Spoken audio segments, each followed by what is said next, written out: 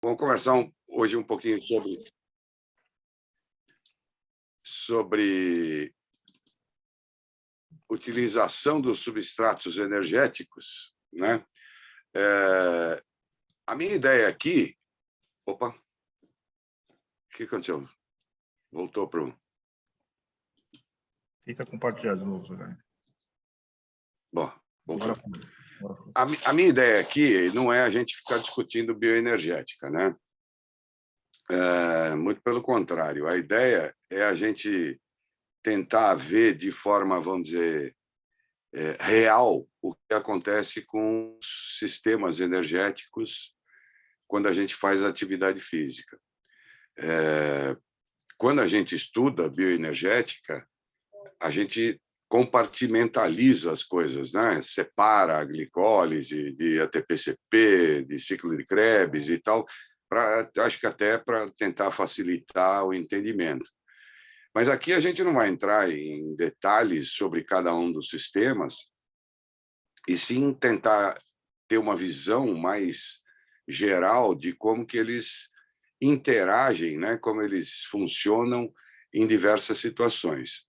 Ao longo da nossa conversa, nós vamos passar desde o repouso até a atividade máxima e tentar entender como é que esses mecanismos funcionam. Eu vou tentar não ocupar todo o tempo, porque eu acho que talvez seja legal a gente ter um tempinho para a gente conversar, né? Aproveitar até o William, né, que está aqui hoje, e que manja tudo de treinamento, então exatamente para a gente tentar conversar sobre dúvidas ou curiosidades que alguém tenha sobre algum esporte específico, alguma coisa específica. Bom, é claro que todo mundo sabe que todos os sistemas e todos os nossos órgãos participam dos ajustes para a atividade física. Quando a gente fala em ajuste, é coisa aguda, né? Eu saio do repouso, começo a fazer atividade física, tenho que fazer uma série de alterações no organismo, que são exatamente esses ajustes, e, portanto, todos os sistemas funcionam. Mas, de uma forma, vamos dizer, mais principal, esses três sistemas, né, passam a ter uma importância muito grande.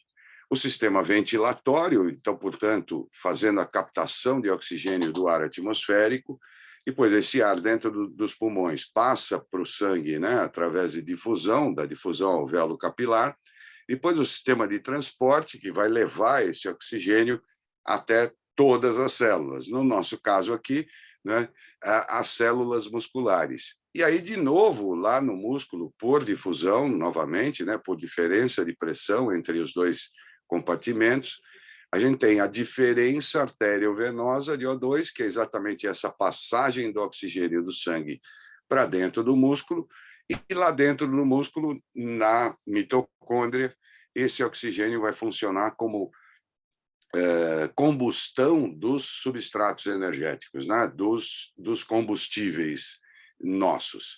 Então, a interação entre esses três sistemas é que faz com que a gente tenha uma maior capacidade oxidativa, ou seja, consigo captar mais oxigênio, transportar esse oxigênio e utilizar esse oxigênio dentro da mitocôndria. E o caminho inverso, né, na excreção do CO2. Então, o CO2 saindo lá da musculatura, de dentro da mitocôndria, caindo na circulação e depois sendo excretado pela respiração. Esse VO2, né, o consumo de oxigênio, portanto, como eu disse, é dependente de todos os sistemas, mas principalmente desses que a gente comentou. Então, o débito cardíaco, que por sua vez depende da frequência cardíaca e do volume sistólico, ou seja, do número de batimentos e da quantidade de sangue que é ejetada do ventrículo esquerdo por uma unidade de tempo, então, no caso, por minuto, nós vamos ter a quantidade de sangue geral que é ejetado do coração. E depois a diferença arteriovenosa, como a gente viu, é exatamente a saída do oxigênio do sangue arterial para o sangue venoso, que a diferença entre o conteúdo arterial e o conteúdo venoso representa quanto a célula, né, quanto o músculo extraiu de oxigênio desse sangue, né? Então, essa diferença arteriovenosa vai ser tanto maior quanto maior a necessidade de energia e, portanto, quanto maior a necessidade de oxigênio. Então, ela vai variar conforme a intensidade e o volume do exercício que a gente vai estar fazendo, né? Como eu disse, a gente não vai se ater à bioenergética, mas só para a gente lembrar, né? A célula, ou desculpe, a molécula que contém energia para contração muscular é o ATP, né? Ou adenosina trifosfato, ou em inglês, trifosfato de adenosina, que contém lá as ligações fosfato, e quando a gente quebra uma dessas ligações fosfato, libera energia. Só para a gente também situar isso, não ficar um ATP jogado no ar, né? Esse ATP ele vai ser quebrado lá na cabeça da miosina, né? Na meromiosina pesada.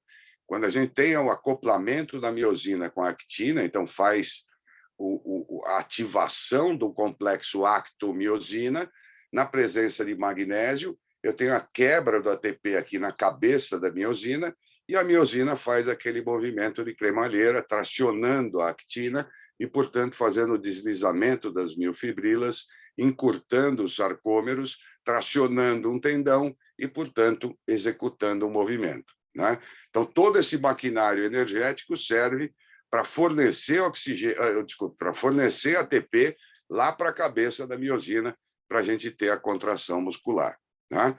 E a gente tem uma série de sistemas de ressíntese desse ATP. À medida que esse ATP vai sendo quebrado e a gente vai tendo trabalho muscular, eu vou precisar ressintetizar esse ATP para manter a quantidade de energia lá na cabeça da meromiosina, né?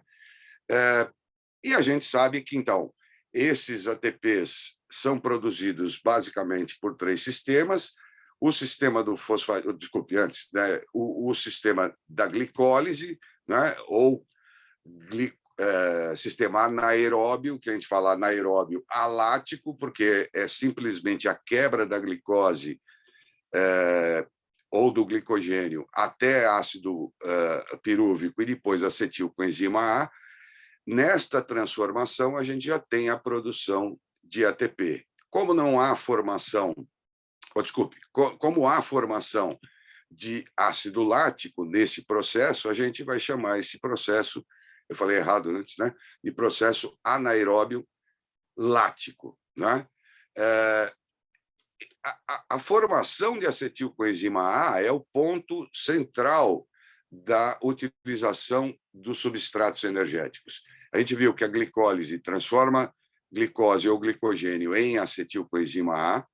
A quebra das gorduras através da beta-oxidação também transforma as gorduras mais complexas em gorduras mais simples, os ácidos graxos, e esses também em acetilcoenzima A. E a gente até tem a quebra também de proteínas na forma de aminoácidos, e esses aminoácidos também são convertidos em acetilcoenzima A. A formação de acetilcoenzima A, portanto, então, entrando agora no ciclo de Krebs, vai gerar energia que a gente chama de energia aeróbia, né? Ou os processos oxidativos, ou o metabolismo aeróbio, ou o ciclo de Krebs. Então, esse ciclo de Krebs faz a interação entre os diversos substratos, né? Todo mundo já decorou isso, né? A beta-oxidação. Não sei se vocês decoraram, eu nunca decorei isso, e nem pretendo agora, né? Mas é um processo muito mais complexo, né, de quebra de gordura para a formação de acetilcoenzima A do que a glicólise. A glicólise são 10 passos, né, durante essa quebra de glicose ou glicogênio, e durante esta quebra, na segunda fase da glicólise, a gente já tem a produção de ATP e tem a formação tanto de ácido lático como de ácido pirúvico. Esse ácido pirúvico que vai se converter em acetilcoenzima A. E, como eu disse antes, já que a gente tem quebra de substrato com produção de energia e produção de lactato, a gente chama esse sistema de anaeróbio lático. meio dissociado, né, desses dois sistemas, não totalmente dissociado, a gente vai ter uma molécula chamada de fosfagênio, ou ATP-CP, que é simplesmente uma molécula que tem também uma ligação fosfato. A quebra dessa molécula libera energia, esta energia vai reconverter ATP e unir o fosfato e produzir o ATP. A gente, às vezes, esquece isso, né? Acha que a quebra do ATP, desculpe, a quebra do fosfagênio é simplesmente já produz energia para contração. Não, ele produz energia para ressíntese de ATP e aí sim esse ATP que vai estar lá na cabeça da miosina. Como eu disse, não vamos nos alongar muito nisso, né? Todo mundo já estudou isso, ou vai estudar muitas vezes. Aqui a gente tem um esquema, né? Sem se preocupar com reações químicas, vamos dizer assim, que a gente tem exatamente a interação desses substratos energéticos. Em verde, aqui a gente tem a lipólise, né, a metabolização das gorduras, a beta-oxidação, formando acetilcoenzima A. Aqui a glicólise, formando ácido pirúvico e ácido lático e acetilcoenzima A. As proteínas, da mesma forma, né, também sendo quebradas em aminoácidos, formando acetilcoenzima A, tudo isso entrando no ciclo de Krebs, uma série de reações químicas aqui, com consumo de oxigênio, produção de gás carbônico, água e ATP. E a gente tem aqui, meio isolado, né, o sistema do fosfagênio, ou esta molécula de creatina fosfato, que, como eu disse, ela parece dissociada, mas quem faz a ressíntese da creatina fosfato é o ATP advindo do sistema aeróbio, né, do sistema oxidativo. Então, eu quebro creatina fosfato, libero energia para formar ATP para ser quebrado na molécula, na cabeça da miosina. Para ressintetizar a creatina fosfato, eu quebro um ATP aeróbio, libero energia, aloco novamente o fosfato à molécula de creatina e ressintetizo a creatina fosfato, certo? Isso aqui a gente vai ficar vendo o tempo inteiro, exatamente para ver como é que essas setinhas funcionam, cada uma quanto de contribuição vai dar durante a atividade física. Outra curiosidade que a gente pode prestar atenção aqui é que a maioria dessas setinhas tem duplo sentido, né? Então, teoricamente, seria possível a gente comer uma bomba de chocolate, por exemplo, e transformar tudo isso em músculo, né? Eu posso comer gordura, posso comer açúcar, e eu tenho condição de fazer essas vias metabólicas para a produção de músculo, e como todas as outras. A gente sabe que algumas são mais preferenciais e outras são um pouco mais dificultadas, né? Se a gente come muito açúcar, não utiliza esse açúcar, ele acaba se transformando em gordura e gorduras mais complexas, né? Infelizmente, vamos dizer assim, né? Mas a gente tem condição de fazer essas alterações entre os substratos. A própria atividade física, né, o indivíduo mais bem condicionado, ele melhora a eficiência dessas setinhas que normalmente no sedentário estão atrofiadas, né? Então, o indivíduo mais bem condicionado, ele tem condição de transformar, ou uma condição melhor de transformar um substrato em outro. Ele lida melhor com esses substratos, tá? Bom, quando a gente fica falando de porcentagem de contribuição, tanto aeróbica quanto anaeróbica, e da mistura de substrato que está sendo metabolizado, como a gente viu aqui, e isso eu quero deixar bem claro, né, que a ideia da aula é que, quando a gente fala assim, uma atividade é anaeróbia, ou uma atividade é anaeróbia, né? Ou se for anaeróbia, ela é lática ou alática, ou ela é aeróbia. Na verdade, nós estamos falando de predominância, né? Nenhum desses sistemas para em momento nenhum, né? Nós estamos aqui sentados conversando, nós estamos quebrando creatina fosfato. É que a contribuição disso é tão pequena que a gente não leva em consideração. mas em nenhum momento, nenhum desses sistemas para de funcionar, né? E, portanto, quando a gente começa a falar em atividade aeróbia ou anaeróbia, nós estamos falando de predominância. Aquele sistema especificamente está sendo o sistema que está produzindo mais energia para satisfazer aquela necessidade metabólica, né?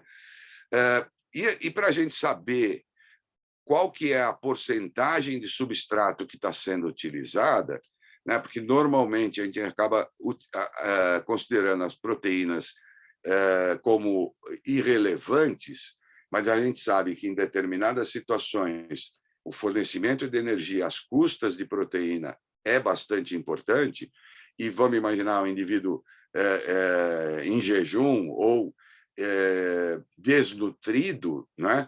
Ele acaba utilizando a sua musculatura como fonte energética, né? Ele quebra o músculo, essa proteína, transforma em aminoácido e utiliza esse aminoácido mesmo em repouso. Então, vai depender da situação energética e nutricional de cada um. Ou seja, quanto que eu estou precisando de energia e quanto que eu tenho de energia disponível para ser utilizada. Mas, normalmente, a gente acaba não considerando muito os aminoácidos, né? As proteínas como fonte energética. Então, a gente fica com gordura e com açúcar. E para ver essa quantificação da contribuição de cada um desses substratos, a gente utiliza esse quociente respiratório, que até é chamado de quociente respiratório não proteico, porque ele não leva em consideração a queima de proteína. Então, só para a gente relembrar isso também, né? A gente pega uma molécula de ácido palmítico, eu vou precisar de 23 moléculas de oxigênio lá dentro do ciclo de Krebs, né? Então, voltando aqui, peguei um ácido graxo, o ácido palmítico entrou no ciclo de Krebs, eu vou precisar de 23 moléculas de oxigênio para ir metabolizando toda essa molécula de ácido palmítico, e depois dessa metabolização, eu vou produzir gás carbônico, água e ATP. Então, voltando, 23 moléculas para oxidar o ácido palmítico de oxigênio, produzo 16 moléculas de gás carbônico, 16 de água e 129 ATPs. O quociente respiratório, né, VCO2 dividido pelo VO2, eu vou ter um quociente respiratório de 0,7. Então, o quociente respiratório das gorduras é da ordem de 0,7. A gente observar aqui, uma molécula de ácido palmítico produz 129 ATPs, ou seja, 5,6 ATPs por mol de O2, né? Então, 129 dividido pelos 23 ali. Quando a gente pega a molécula de carboidrato, então a glicose, então vou voltar aqui de novo. Vou pegar a glicose aqui em cima, vou quebrando essa glicose, já produzo ATP aqui antes, né? Ácido pirúvico, que se dissocia em ácido lático e acetilcoenzima A, entra no ciclo de Krebs, vai ser oxidado, uma série de reações químicas, produz gás carbônico, água e ATP de novo, né? Então, quando eu faço essa conta, eu vou precisar de 6 moléculas de oxigênio, produzo 6 de gás carbônico, 6 de água e 38 ATPs. E a gente tem uma eficiência melhor na quebra de açúcar exatamente porque a gente produz ATP antes da oxidação. Então, a soma desses ATPs vai fazer com que a eficiência metabólica dos carboidratos seja maior do que das gorduras. Por outro lado, a gente produz quantitativamente muito menos ATP quando quebra uma molécula de açúcar do que quando quebra uma molécula de gordura. O quociente respiratório, 6 de gás carbônico, dividido por 6 de oxigênio, vai ter um quociente respiratório de 1. Como eu falei antes, nenhum desses sistemas paralisa em momento nenhum, e a todo instante nós estamos quebrando tanto açúcar quanto gordura. Então, a gente nunca vai ter um quociente respiratório de 0,7 ou de 1. Sempre a gente vai ter uma mistura desses substratos, né? E vai ter um quociente respiratório entre 0,7 e 1. Quando a gente faz o teste ergoespirométrico, a gente sempre observa quocientes respiratórios lá no fim do teste muito maiores que 1, né? Mas vocês já estudaram isso, e esse quociente respiratório maior que 1 no fim do teste não é em função da quebra de açúcar. É claro que eu estou metabolizando uma quantidade enorme de açúcar em relação à gordura, então o quociente respiratório naturalmente vai aumentando. Mas ele ultrapassa 1 porque dois dos mecanismos de remoção do ácido lático acabam produzindo gás carbônico. Nós vamos ver daqui a pouquinho aqui, né? E quando eu produzo mais gás carbônico pela oxidação e pelo tamponamento do ácido lático, eu somo esse gás carbônico a este gás carbônico aqui da produção, da oxidação do açúcar, e acabo tendo um quociente respiratório maior que 1, né? Mas, quando a gente pensa em mistura de substrato, a gente vai estar sempre numa mistura mesmo, ou seja, nunca vou zerar a utilização de açúcar ou zerar a utilização de gordura. Então, a gente acompanhando esse quociente respiratório, a gente vai ver a porcentagem de açúcar e a porcentagem de gordura que a gente está utilizando durante a atividade física. Em termos de quilocalorias produzidas por litro de oxigênio, essa mistura também muda, né? Quanto maior a porcentagem de açúcar envolvido, maior a produção de energética, como nós vimos anteriormente ali, né? Que a queima de açúcar é mais eficiente que a de gordura. Mas, para a gente fazer conta, é quase irrisório isso, né? A diferença entre 4,69 quilocalorias por litro de O2 ou 5,05 quilocalorias por litro de O2. É uma quantidade, a diferença é muito pequenininha, né? Então, na prática, a gente acaba adotando 5, né? 5 quilocalorias por litro de O2, independente da mistura de substrato que está sendo utilizada. Então, vamos começar agora aqui, né? A partir do repouso, ver como é que esses sistemas funcionam, chegar na atividade máxima, né? na carga máxima. A gente vai ter sempre essa repetição aqui, né? Aqui a contribuição dos sistemas energéticos e aqui a mistura de substratos que estão sendo utilizados. Esses gráficos estão representados nesse outro gráfico aqui também, é tudo a mesma coisa. Aqui a quantidade de energia necessária para fazer aquela atividade. Em verde, a gente tem a contribuição aeróbia. Em amarelo, a gente tem a contribuição anaeróbia. Em branco, a gente tem a produção de lactato, né?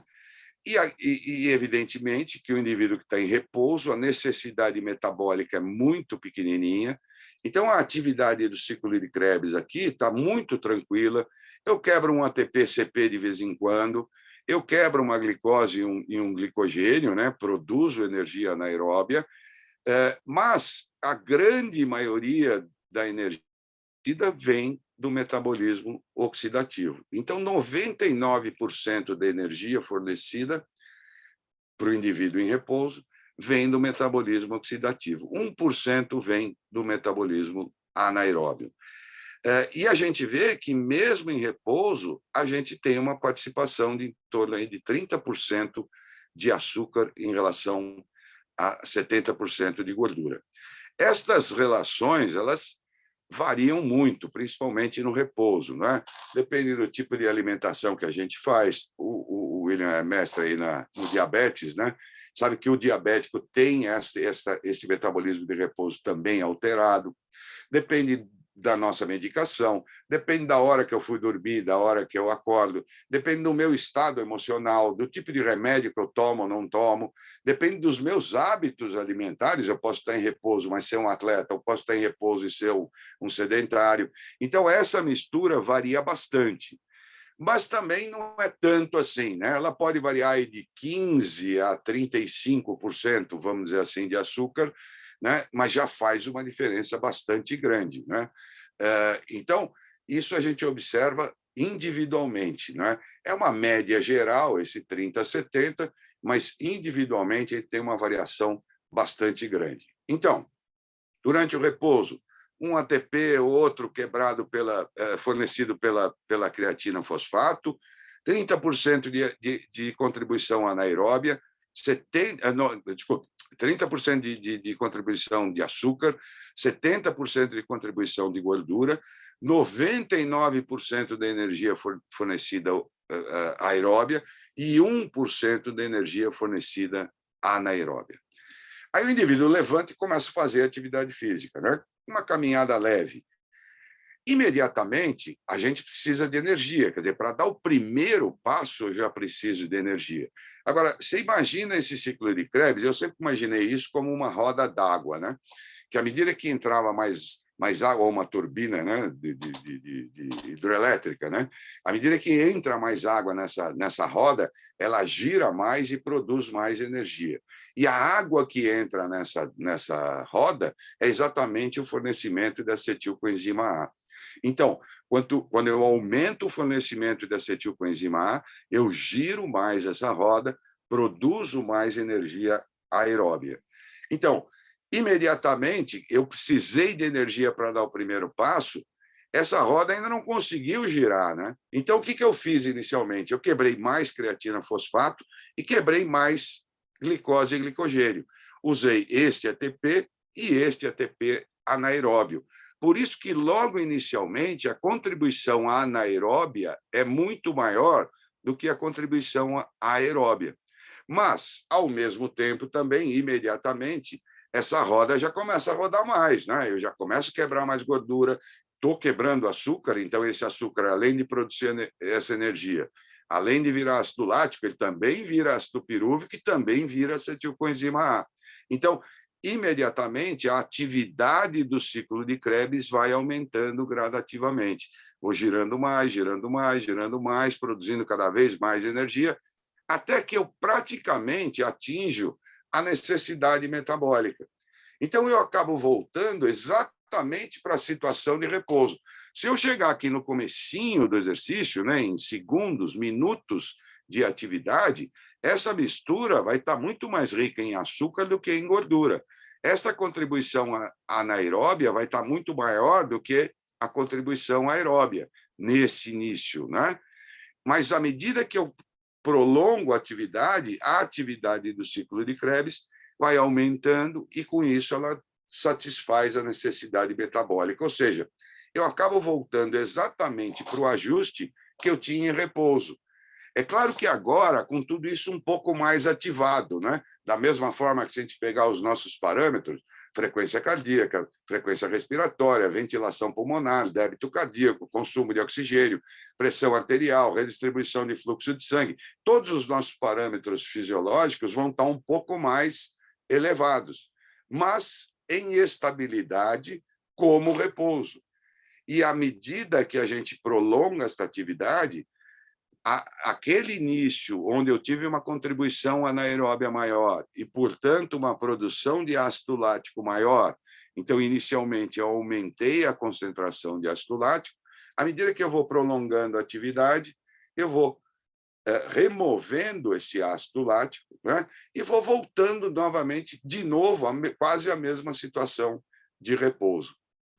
É isso que a gente chama de estado estável, ou fase estável, ou steady state, né? O organismo ele sempre tende à estabilidade, né? A gente tende a manter a estabilidade no nosso corpo. O corpo funciona melhor em estabilidade, né? Ele não gosta muito de grandes variações, né? Eu não fico o dia inteiro variando frequência cardíaca. E o exercício é um quebrador de estabilidade, né? E talvez esteja exatamente aí a grande contribuição do exercício, é estimular o organismo a quebrar a sua estabilidade e fazer com que ele tente voltar a uma estabilidade numa nova situação, num novo patamar. É esse exercício fisiológico que faz com que todos os nossos órgãos, todos os nossos sistemas, todas as nossas células se adaptem àquela nova situação, né? É exatamente essa quebra da estabilidade, né, do organismo que faz com que ele trabalhe, com que ele tenha que se ajustar e se adaptar a essas novas situações. Vamos em frente. Agora uma atividade um pouquinho mais intensa, mas ainda leve. Mas vamos voltar para o repouso. atividade do ciclo de Krebs na boa, 99% da energia produzida aeróbia, 1% anaeróbia, 30%, 20%, 30% de contribuição de açúcar, 70% de contribuição de gordura. Aí eu começo a fazer atividade. Quando eu começo a fazer atividade, mesma coisa. Logo de cara, vou ter que quebrar mais creatina, fosfato, mais açúcar, né? Para usar esse ATP anaeróbio e esse ATP anaeróbio para satisfazer a necessidade metabólica. Mas, imediatamente, o ciclo de Krebs, a gente aumenta a produção de acetilcoenzima A e o ciclo de Krebs começa a girar cada vez mais, né? Vai girando, girando, girando, produzindo cada vez mais ATP, portanto, a contribuição aeróbia vai aumentando gradativamente, né? Até que ela quase atinge a necessidade metabólica. Lá era 99%, agora ficou 86%, né? 85%. Ainda tem uma contribuição anaeróbia um pouquinho maior. Qual a diferença básica entre aquela primeira situação e esta situação? À medida que a atividade do ciclo de Krebs aumenta e, portanto, a atividade aeróbia produz mais energia, eu consigo reduzir a velocidade de glicólise. Nesse primeiro caso, eu reduzia tanto que a produção de ácido lático reduzia demais. Então, eu conseguia remover muito mais ácido lático. Nessa segunda situação, eu ainda diminuo a atividade anaeróbia, né? Estava aqui muito maior do que está aqui. Mas esta redução não é tão importante a ponto dos mecanismos de remoção de ácido lático superarem a produção. Na primeira hipótese, lá no exercício muito leve, eu removia muito mais do que produzia. Aqui eu igualo as quantidades, né? Eu removo a mesma quantidade que eu produzo. Então, apesar de eu não ter acúmulo de ácido lático, eu tenho uma estabilidade desse ácido lático, ainda em níveis bastante toleráveis, né? Isto me garante o quê? Um prolongamento da atividade. Eu não estou queimando tanto açúcar, não estou produzindo tanto ácido lático, então não vou entrar ou vou demorar muito para entrar em hipoglicemia e vou demorar muito para entrar em acidose metabólica. Então, aqui, a atividade, o tempo de atividade era muito longo, aqui é infinito, né? 100 anos, 150, sei lá, né? Aqui, bastante longo ainda, e aqui ainda longo, mas à medida que eu vou aumentando a contribuição anaeróbia, eu vou encurtando o tempo de permanência nessa intensidade. Vamos em frente. Uma atividade um pouquinho mais intensa, né?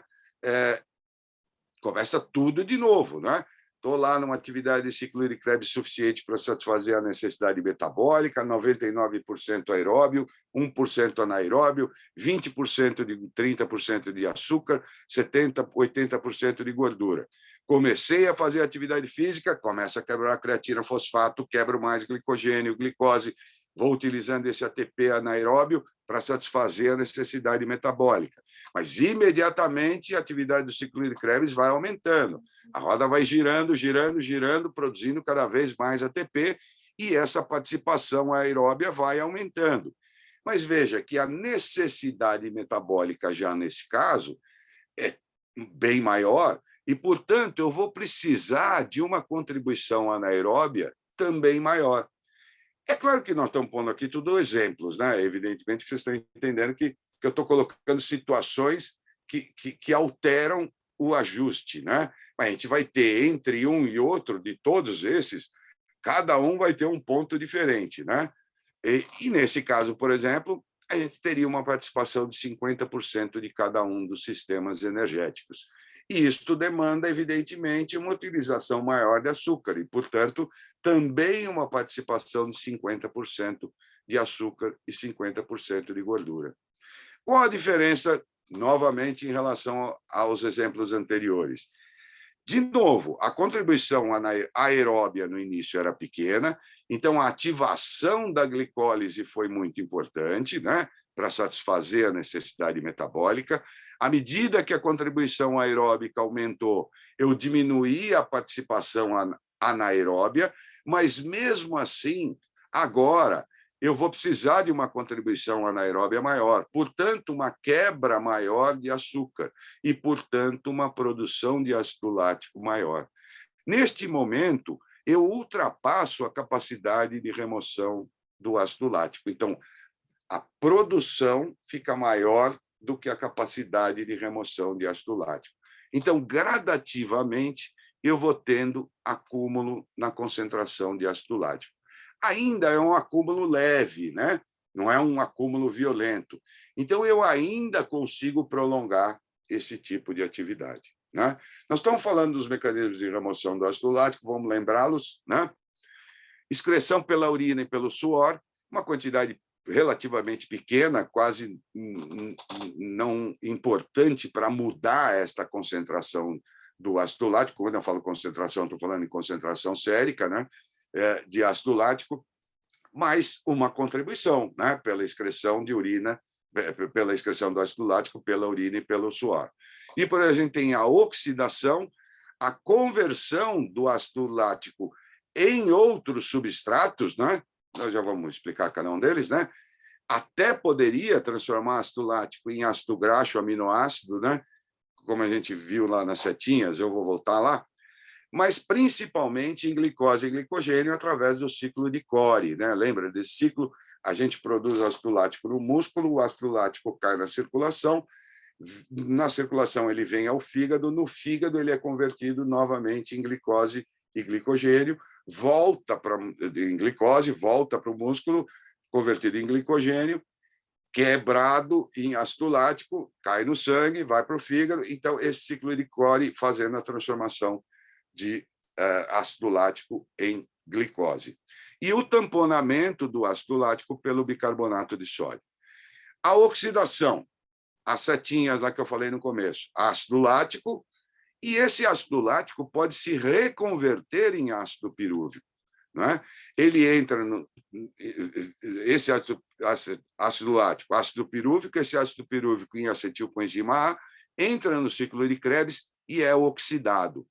Por exemplo, onde acontece isso? Se eu estou correndo, por exemplo, a musculatura do membro inferior está produzindo ácido lático. Esse ácido lático cai na circulação, a gente já viu que ele vai no fígado, né, para fazer o ciclo de Cori, mas ele pode ir, por exemplo, para o músculo cardíaco. E lá no músculo cardíaco, ele ser reconvertido em ácido pirúvico, entrar no ciclo de Krebs e fornecer energia para a contração do músculo cardíaco. Aliás, o coração gosta de ácido lático como substrato energético. Mas ele pode ir para outra musculatura, por exemplo, paravertebral, que não está numa intensidade tão alta, está funcionando como estabilizadora, por exemplo, né? E como ele não está produzindo tanto ácido lático lá na musculatura paravertebral, ele pode ser reconvertido em ácido pirúvico lá, virar acetilcoenzima A, entrar no ciclo de Krebs. Então, a gente oxida o ácido lático, ele passa a funcionar como um substrato energético. A conversão, como eu falei antes, né, do ciclo de Krebs, desculpa, do ciclo de Cori, mas a gente, de novo, poderia, ou potencialmente, poderia transformar ácido lático até em aminoácido, né, ou em ácido graxo. Como eu falei antes, essas setinhas são muito mais complicadas de ocorrerem, né, então a gente praticamente não considera essas conversões, e sim aquela do ciclo de Cori em glicose. E o tamponamento pelo bicarbonato, né? Ácido lático, bicarbonato de sódio, formando lactato de sódio e ácido carbônico, e esse ácido carbônico, então, se dissociando em água e gás carbônico. Então, lembra, quando eu falei lá do quociente respiratório maior que 1, eu estou produzindo gás carbônico pelo tamponamento do ácido lático. Esse gás carbônico se soma ao gás carbônico da metabolização do açúcar e eu acabo tendo um quociente respiratório maior que 1. Quando eu oxido o ácido lático, a mesma coisa, né? Ele entra no ciclo de Krebs e eu também produzo gás carbônico. Então, esse gás carbônico também se soma ao quociente respiratório, ao gás carbônico produzido pela quebra do açúcar, e soma-se, então, no quociente respiratório, e eu vou ter um quociente respiratório maior que 1. Então, quando é que eu tenho um quociente respiratório maior que 1? Quando a produção de ácido lático está muito elevada, a ponto que os mecanismos de remoção estão contribuindo com a produção de gás carbônico para o aumento do quociente respiratório, né?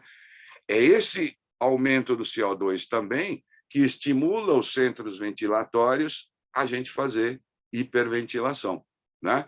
Então, quando a gente detecta o limiar anaeróbio pelos métodos ventilatórios, nós estamos detectando exatamente esse momento em que houve um aumento da contribuição anaeróbia e, portanto, uma maior produção de ácido lático, que ultrapassou a capacidade de remoção, passei a ter acúmulo de ácido lático, mesmo que mais lentamente, mas esses mecanismos juntos acabam mostrando uma mudança de ajuste ventilatório.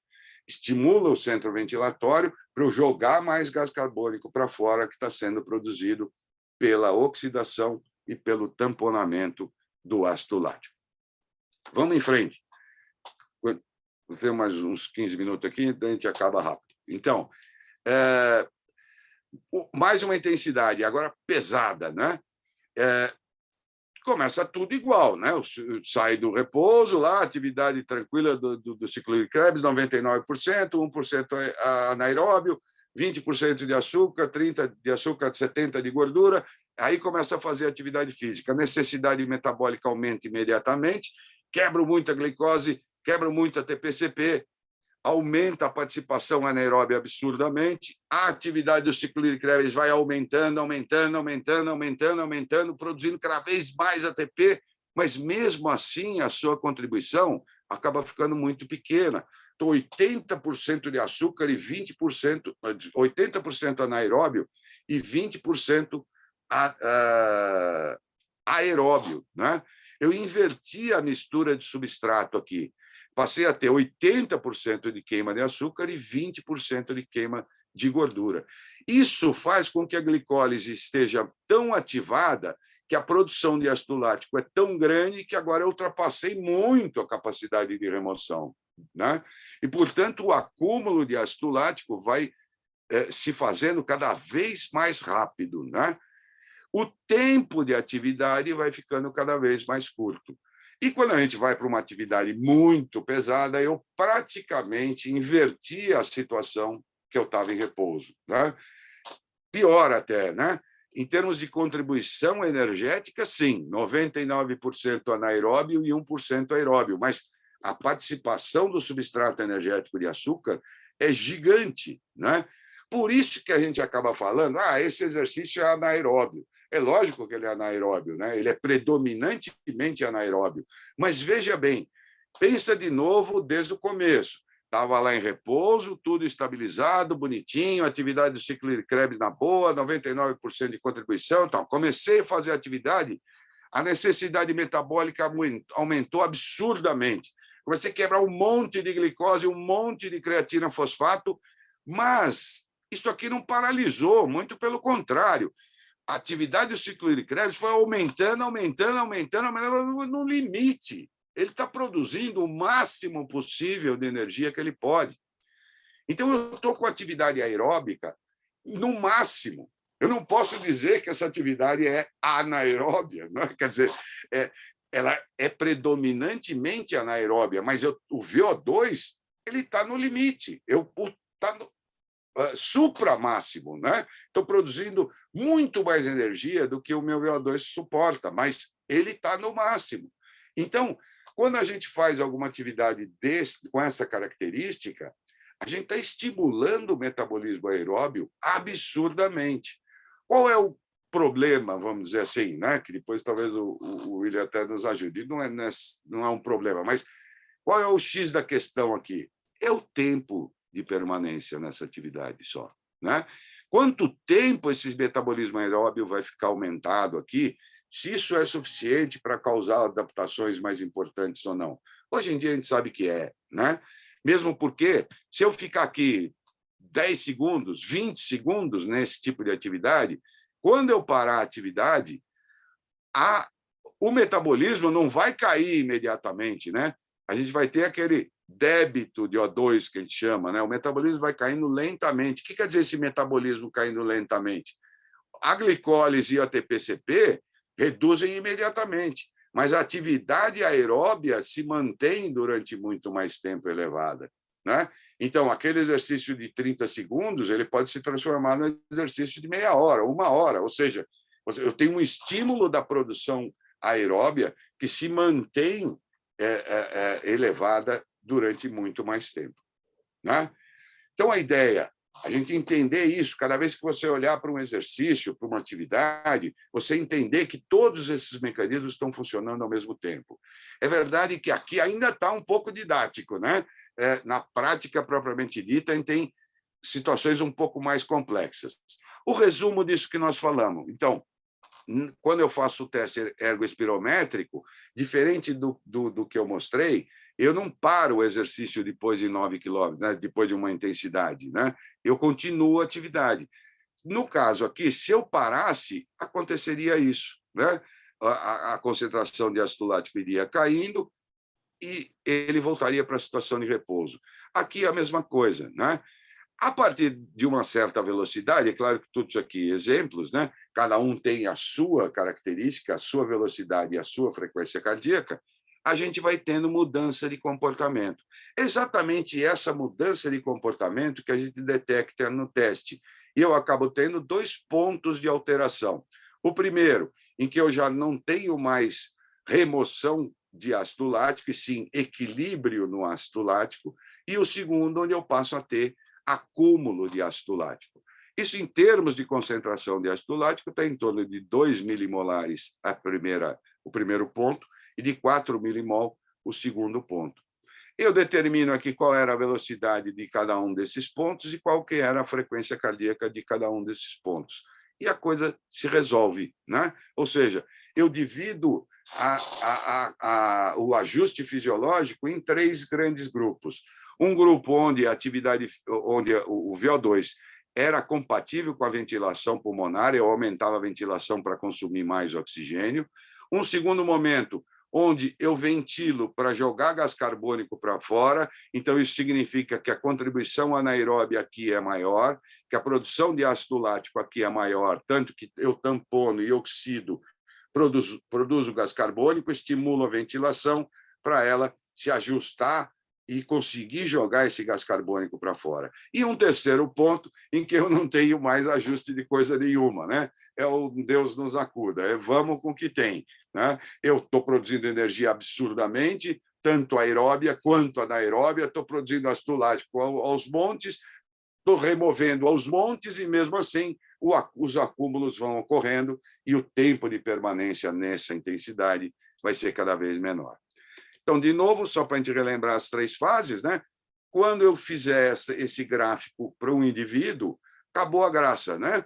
Eu sei, para cada frequência cardíaca, a situação que ele estava. Então, se eu virar para você e falar assim, esse cara está com frequência cardíaca de 180, o que está acontecendo com ele? Você sabe perfeitamente como que os sistemas energéticos dele estão funcionando. Ou ele está com frequência de 130. A mesma coisa, você sabe exatamente a mistura de substrato que está sendo utilizada, qual a contribuição de cada um dos sistemas, quanto tempo ele vai ficar ali, e até o que isto pode estimular como adaptação crônica, né? Se eu estou estimulando ajustes, o que isso vai estimular como adaptação? Um exemplo, né? Como é muito confortável, eu consigo prolongar, e estou queimando muita gordura, pode ser que eu melhore um pouquinho o perfil lipídico desse cara, né? Diminua o colesterol, ou estimule a produção de HDL, diminua um pouquinho o LDL, eu tenho uma redistribuição de fluxo que se mantém, então os vasos se dilatam, então pode ser que eu controle um pouquinho melhor a pressão arterial desse cara, né? Então, conforme o ajuste vai ocorrendo, eu posso ter uma ideia do que vai ocorrer na adaptação a longo prazo dele, né? Por exemplo, eu posso usar um artifício de aumentar a contribuição anaeróbia para queimar mais açúcar.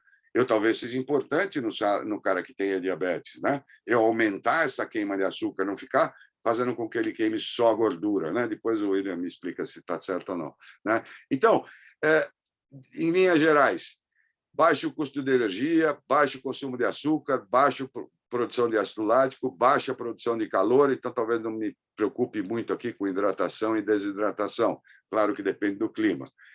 Na outra carga, moderado, né? Então já começa a ter que prestar atenção, porque o tempo de permanência disso talvez não seja tão grande, né? E na outra intensidade, a exigência muito maior dos sistemas, então, alto gasto de energia, alto consumo de açúcar, produção de ácido lático, de calor e da perda hídrica, portanto, da desidratação. Só para a gente lembrar uma coisa aqui, ó. Em 1937, esses autores, né, esses alemães aí, um era fisiologista, o outro cardiologista, eles criaram um método denominado interval training. Então, o sujeito corria 100, 200, 300, 400, 500 metros, seja o que fosse, até atingir uma frequência cardíaca de 180. Isso na cabeça deles acharam que era um número, né?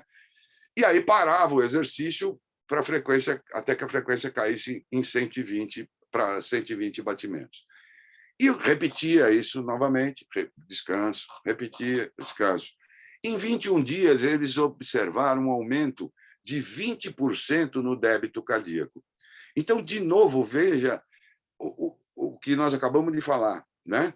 O indivíduo ia lá numa intensidade altíssima, né? E fazia o repouso, e com isso ele criava adaptações centrais, ou seja, o coração dele crescia, né? E como eles observavam que esses efeitos ocorriam no descanso, no intervalo, por isso que eles chamaram isso de interval training, era o treino no intervalo, né? Depois, em 1937, pouco tempo depois, criou-se o tal do fartlek, né? Esse sueco, que era quase a mesma coisa. Na verdade, fartlek em sueco quer dizer jogo de velocidade, brincadeira de velocidade, né? Que era quase as mesmas características do interval training, com a diferença que, em vez do sujeito ficar parado em repouso aqui, né, no fartlek, esse repouso era ativo. Então, ele fazia intensidades altas e depois intensidades baixas. Eu estou contando isso porque isso é em 1930, né? Hoje, a gente tem aeróbica, lamba aeróbica, jump, spinning, step, crossfit, HIIT, sei lá, eu pus aqui alguns, né? Nem sei todos os nomes disso tudo aqui. O que é tudo isso aqui? É a mesma coisa, né? A gente pode inventar qualquer modelo novo, a gente só vai dar um nome novo.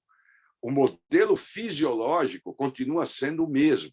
Os ajustes fisiológicos continuam sendo os mesmos. A sobrecarga, por exemplo, do aparelho locomotor pode ser diferente. A intensidade sobre a utilização de tipo de fibra muscular pode ser diferente, mas a ideia fisiológica continua sendo a mesma coisa. Quando você faz um leg press, por exemplo, ele é exatamente a mesma coisa que uma bicicleta. Você faz o mesmo movimento, inclusive com a mesma cadeia cinética. Talvez um pouquinho alterado o movimento, mas é a mesma coisa. Então, o que eu considero para a bicicleta, se a intensidade é alta, baixa, se passou limiar, não passou limiar, se está queimando açúcar, gordura, é a mesma coisa para o leg press, né? Então, a gente não pode deixar isso escapar da nossa cabeça, senão a gente começa a achar que uma coisa é completamente diferente da outra. Quando eu faço resistência muscular localizada, o que eu estou fazendo? Eu baixei a carga para baixo do limiar para o indivíduo aumentar o número de repetições. É a mesma coisa que nós vimos no gráfico agora. Eu estou criando uma situação que ele consegue prolongar a atividade. Eu posso criar, dentro da musculação, um circuito. Então, eu aumento a velocidade do exercício, mas diminuo o número de repetições. Aí eu vou para um outro exercício. O que eu estou fazendo? Estou fazendo um interval training naquela musculatura. Enquanto eu estou fazendo supino, o quadríceps está descansando. Aí eu volto para o quadríceps, aí o peitoral está descansando do supino, e assim por diante, né? Então, esse exercício intervalado, ele funciona exatamente do mesmo jeito para qualquer tipo de atividade. A gente, aqui um exemplo, né? Só precisa estar atento que, por exemplo, se eu fizer uma atividade muito intensa e parar, intensa, para, intensa, para, intensa, para, depois de um certo número de repetições, vê que esse treinamento está se alterando. Quando eu conseguia fazer a frequência cair para 130 e chegava numa recuperação total, por exemplo, o indivíduo ia lá em cima e vinha aqui. Depois de 4, 5 repetições, essa frequência não cai mais para 130. O que está acontecendo aqui? Está acontecendo um acúmulo de ácido lático. Portanto, nossa, eu gastei todo o tempo. Está ocorrendo um acúmulo de ácido lático. Portanto, estes primeiros exercícios são completamente diferentes desses últimos exercícios. Se eu quiser quiser manter a mesma característica, eu vou ter que dar mais tempo de recuperação para ele chegar nos mesmos 130. Né? Puxa, passou. Eu ia tirar sarro do Paulo, mas ele não está aí. Bom, só para a gente ter uma ideia dos esportes, né? 2, só para a gente depois discutir, mas infelizmente passei do tempo, não sei se vamos conseguir discutir. No basquete, o indivíduo corre 5 quilômetros por jogo, 32% jogando, né? 56% andando, 9% parado, 1,5% saltando. Ele faz 1.000 mudanças de direção, de 1 a 2 saltos por minuto. Então, eu tenho que entender a exigência metabólica do esporte e adequar essa exigência ao treinamento que ele vai fazer. O treinamento tem que mimetizar o que ele vai fazer na atividade específica e entender como é que esse esporte utiliza esses mecanismos, né? A grande maioria dos esportes coletivos são intervalados. O indivíduo tem um momento de alta intensidade, depois ele para, anda, descansa, depois ele vai de novo. Uma hora é velocidade, uma hora é mudança de direção, outra hora é salto. Né? Então, essas características que a gente vai ver em cada um dos esportes vão ter que ser utilizadas na hora de você criar um modelo de treinamento. Você vai mimetizar, ou seja, eu vou exigir 70% de força e potência, 20% de resistência em velocidade e 10% de resistência. O futebol, né, varia um pouco conforme a posição do jogador, mas é um pouco diferente, mais tempo, um campo maior, então o sujeito corre uma distância muito maior, mas também tem as suas características. Né? Olha, faz de 1.000 a 1.200 deslocamentos, corre 1.400 metros acima de 14 km por hora. Aqui era uma curiosidade que eu ia mostrar para vocês, mas, em função do tempo, deixa para lá. Mas, por exemplo, esse atleta corre 15,6 metros por ação. Né? Cada uma das suas ações é maior que 15 metros. E ele faz 117 ações acima de 14 km por hora. Quando a gente pega e aqui é a posição, mas quando a gente pega a distribuição energética no futebol, parece uma loucura. Você fala, 80% da energia é aeróbia e 10% anaeróbia, mas como a gente acabou de ver, esses 20% que são determinantes. Isso aqui serve para quê? Para o cara ficar parado, trotando, voltar para a sua posição ou se aproximar do ataque e assim por diante. Ou seja, em termos efetivos, praticamente não tem nenhuma função. Né? Ela é uma função muito maior de recuperar esta atividade anaeróbia do que propriamente dito. Né? Nenhum gol vai sair aqui nessa situação. Né? O gol vai sair, bom, se for de falta, né? O gol parado, bola parada e tal. Né? Mas eu exagerei, eu queria ter muito mais tempo para a gente conversar, não sei, William, se a gente tem tempo aí para fazer alguma coisa ou estourei tudo, né? Então, Zogar, como eu te conheço há muito tempo, praticamente 22 anos aí que eu já te conheço, Zogar, eu vejo que seus olhos brilham desde a primeira aula que eu assisti sua, falando sobre esses substratos aí. Seus olhos brilham, você vibra com tudo isso, então É verdade. É muito bacana. Então, uma das primeiras aulas que eu assisti sobre substrato foi a sua, então... e aí a gente vê sempre que tem um detalhezinho a mais que a gente vai esquecendo e vai relembrando. Então, é fantástica a sua aula, fantástico você dando aula. e você se empolga mesmo, acho que isso é uma coisa fantástica também. Tem uma só pergunta aqui, Zogaib, você consegue ver aí o chat? Estou vendo. Se você quiser responder, acho que é o Fernando, né, que fez a pergunta. Isso, Fernando. O teste cardiopulmonar incremental, o aparelho nos dá um valor de gasto calórico em quantidade ou porcentagem daquele gasto, gordura. Este valor é confiável quando penso em suplementação de carboidrato, ou melhor, fazer um segundo teste de identidade. É isso aí, Fernando. Ele é confiável, mas todo teste você precisa dar uma conferida, né? O sujeito ali, ele está com uma máscara na cara, está com um monte de eletrodo, às vezes medindo a pressão, numa esteira, e são situações meio nervoso, meio ansioso, né? Então, são situações... Claro que durante a atividade, a hora que está a intensidade mais alta, isso tudo se dilui. Mas, normalmente, é legal fazer uma aferição daquilo que você aferiu, né? Mas são confiáveis, são confiáveis. O que vai acontecer é que você vai acabar chegando quase sempre a mesma, principalmente em relação ao que você perguntou, da suplementação, você vai acabar chegando mais ou menos na mesma quantidade. A gente absorve, no máximo, 1 grama de carboidrato por minuto, né, como suplementação. Isso é no máximo, e a gente acaba nunca usando 1 grama por minuto, né? Ou 60 gramas por hora.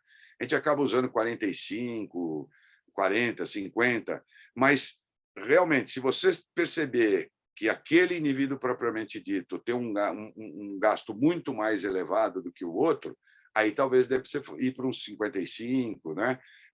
Então, mas vale a pena fazer uma aferiçãozinha. Era só essa pergunta aí que nós tínhamos aí.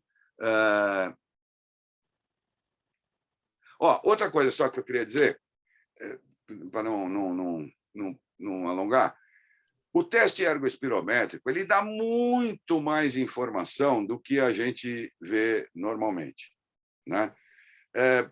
O cara dá lá um laudo com VO2 máximo, VO2 do limiar 1, VO2 do limiar 2, frequência do 1, frequência do 2, gasto calórico do 1, gasto calórico do 2 e boa noite, né?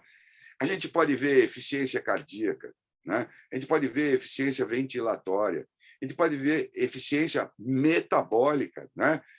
Aquele VO2 para aquela velocidade, se você fizer a conta dos vários estágios, você vai ver qual é a velocidade mais eficiente de cada um, como que o coração desse cara se adapta em cada uma dessas cargas, e com isso você pode identificar problemas de ajuste, e, em termos de saúde, nem de desempenho. É claro que depois isso vai se refletir em desempenho, mas você pode escolher uma carga, por exemplo, para treinar o coração dele, né? O resto pode estar muito bem condicionado, mas o coração dele está meio dissociado da coisa. Então, você escolhe uma carga, não precisa ser todo dia, mas um dia na semana ele treina o coração dele. Por exemplo, aquele cara que mantém atividade com frequência muito alta, né? Está na cara que o volume sistólico dele, o ventrículo dele, está pequenininho. Eu preciso dar um tempo para que esse coração faça o enchimento ventricular, lembra da Starling lá, né? Enchimento ventricular, força do sangue para a musculatura, é a musculação do coração, né? E o coração contrair aquilo. Então, com isso, ele vai hipertrofiando e aumentando. Mas se eu fico mantendo frequência muito alta, o tempo de enchimento é muito pequeno. Encheu, já bateu. Encheu, já bateu. Então, para o resto do condicionamento pode funcionar, mas para o coração dele não. Então, o teste ergoespirométrico dá muita informação, né? Se você for fazer teste, trabalhar fazendo teste, procura dar um laudo mais legal. Se você for fazer um teste como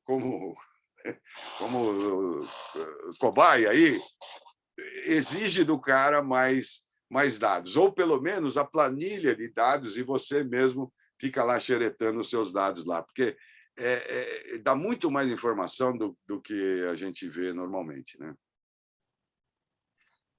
É isso aí, Zogaib.